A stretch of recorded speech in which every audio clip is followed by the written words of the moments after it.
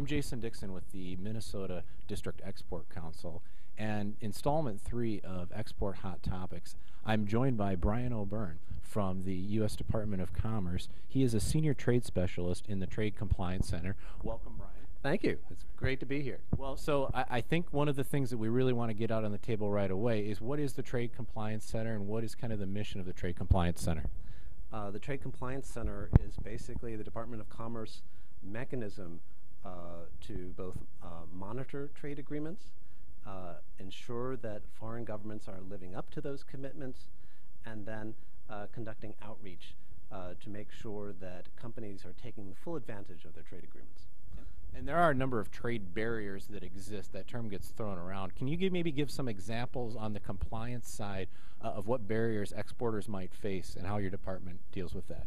You know, some of the most common barriers we see that our clients bring to us are burdensome testing and standards requirements, unfair customs valuations concerns, procurement problems, the lack of adequate IPR protection or trademark protection. There are several of these kinds of concerns that rank very high.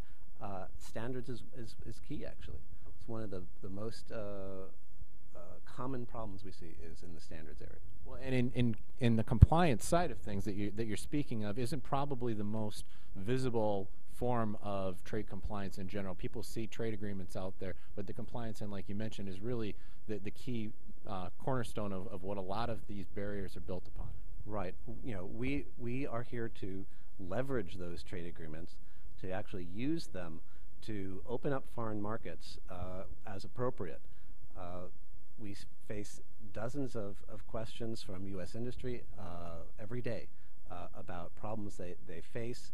We investigate them, and where appropriate, once we verify the problem, we go at it have a whole team take a look at the issue and then work it both bilaterally and, if necessary, bring it all the way to the WTO. And that really is a big part of what the District Export Council does in the counseling of exporters trying to get their products out of here in Minnesota and nationally.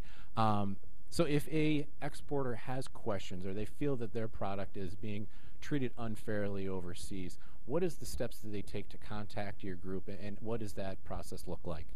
Of course, you can contact your USIAC here in Minneapolis, but we also have a hotline. It's at trade.gov/TCC.